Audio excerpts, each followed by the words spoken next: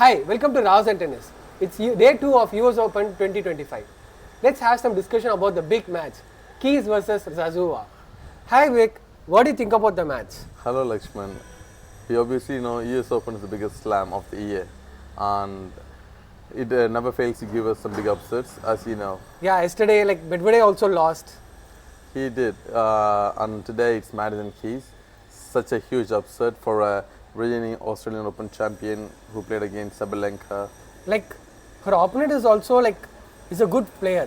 She defeated Rebecca in Cincinnati. Exactly, she's the first Mexican after 30 years dominating the court and taking out world number. It is a history made, obviously. Yes. After 1995, 30 years, first Mexican. Yeah. Okay, let's see about the first set. Okay, it was a very good start. What do you think about the first set, Vivek? First set, in the beginning, everything was all right. They both provided some great tennis, and I would say in the beginning it was a bit rough on Keys' side, but she lost one game. Because first I would say Keys' style of play is banging some big serves and having some strong forehands and backhands. You can see initially it was a good start. Both of them taking their serve 1-all. Okay, after that, but inconsistency of serve hold, break hold. In this level, I expected you would have seen Serena Williams, how her serve will be. She doesn't make her opponent to break her serve.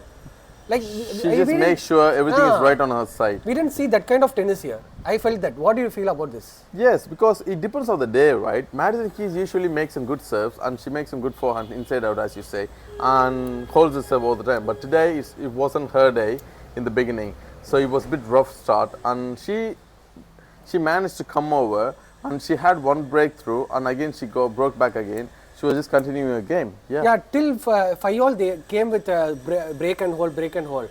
But after that, Zarazua had a proper proper hold of her serve in 6-5, and then it's Madison Keys serving, and Zarazua had a set point in 30-40, and that time what happened is Keys saved that set point with a signature forehand inside out, and she also pulled big serve and made it 6-all and ended up in the tie break.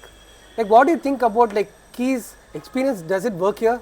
Of course, 100%, because in that crucial clutch point, you need guts to do those kind of shots. Obviously, making a big serve, coming out, having an inside out forehand is a big decision to make.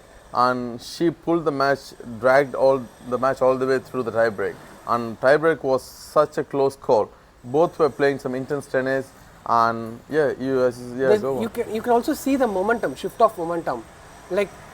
I feel the first set momentum was totally with Keys somewhere, because Zarazua had a set point at 6-5 in the tie break. There she gave a drop. It is a good shot, but it was comfortable for Keys to come and bang on that shot. And again she had another set point at 8-9, but Keys pulled out with a big serve. And then Keys sealed up the first set with her two big serves, and she clinched the first set in the score of 12-10, I think so. Yes, it is. Yes. What do you think about this part of the play, the tie-break part? Tie-break part was, it always just 1 point. Yeah. It always slips on 1 point, but Zarazua had all the opportunity to take out the set, but unfortunately she couldn't, because Keys provided some aggressive tennis. And she was going it's all a matter of time. Exactly. When she went for the drop, if the drop was too close to the net, maybe she should have taken that set, maybe. Exactly, that's what I mean. So it's just all about the matter of points and timing. So she tried to make her shots and she failed. Yes. But it was a good move there. Definitely, I would say 100%. And Key also showed she's top 10, and she pulled out big serves at the correct time. Every time she comes in, she was like, well, I'm missing this time, not the next time. That's how it goes up. Her mindset, her clear intention, here, come on, let's go. Let's go again. Exactly, yeah. That grinding. Was very good there. Yes, it is. And now let's go about the second set. Yes. Set number 2 was a very good start for Madison Keys.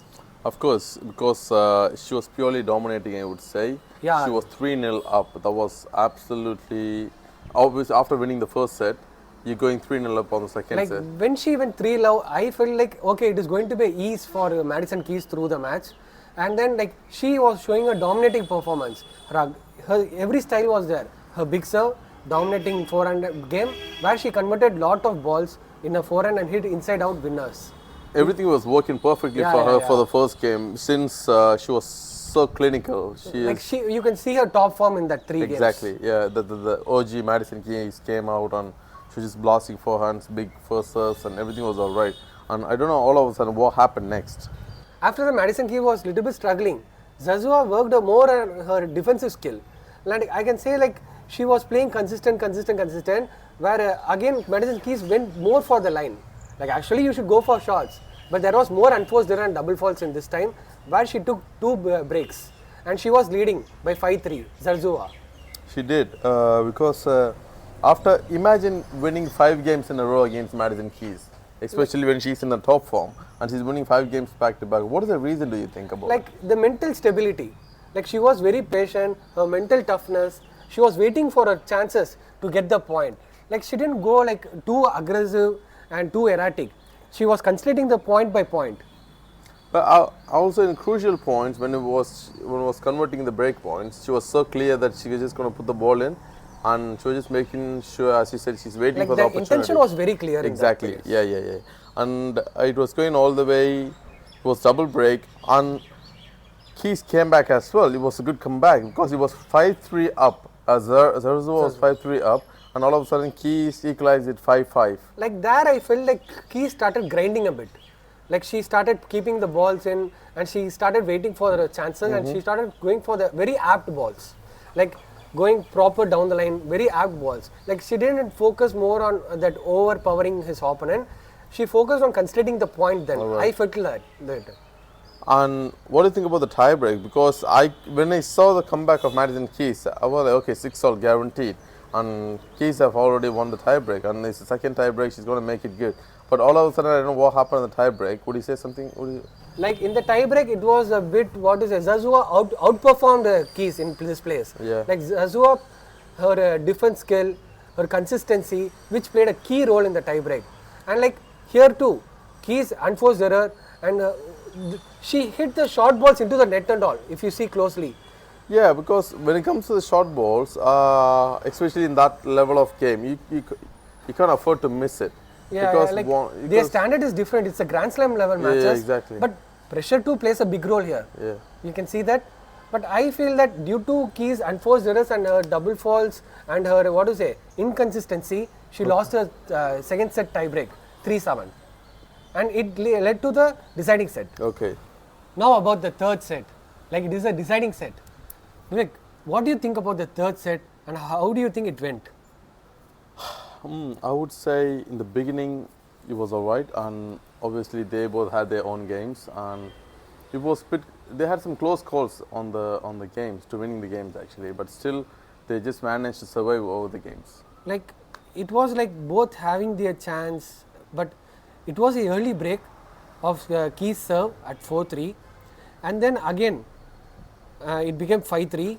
She was holding up the serve.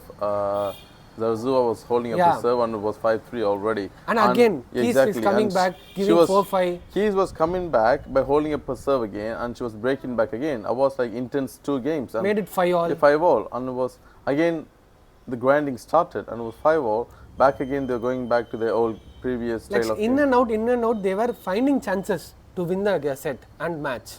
Like, but this time, Key was little bit inconsistent. She flattened up her shots, tried to open more angles. She did, because I would say she was a bit of gassed out, I would say, and age factor maybe, and she's a young gun. Zarazua was just slicing. If you see the last 2 games, she was just slicing continuously, cutting down the rhythm. Cutting down the rhythm of Keys. Like she was keeping the ball low. Yeah, very low. Which doesn't allow Keys to attack. Overpower or attack or open angles. Yes, it is. Yeah. But Keys had no other chance. Her game style totally depends on making winners, opening up angles, like that. And obviously, once you're gassed out or you're out of rhythm, you ain't going to make any good shots. And obviously, it's going to go out. Really bad unforced errors, which cost you the game. But end of the day, like the match was won by Zarazua. The history is made there. And the third set score was 7-5. 7-5. And and it was such an incredible game anyway from Zarazua, because she's a young player, really inexperienced, but she really did good job in Cincinnati, beating Rebekina, and she was stepping into the big part is, like, Madison Keys could have done better for her experience and her form.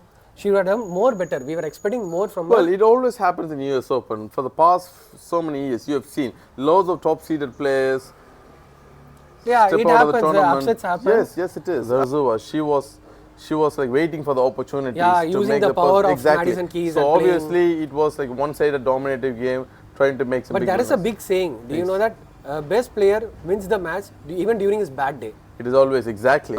I think the draw is getting more tighter and there will be more upsets. Obviously, we are looking forward to more strong games since the draw is getting tighter.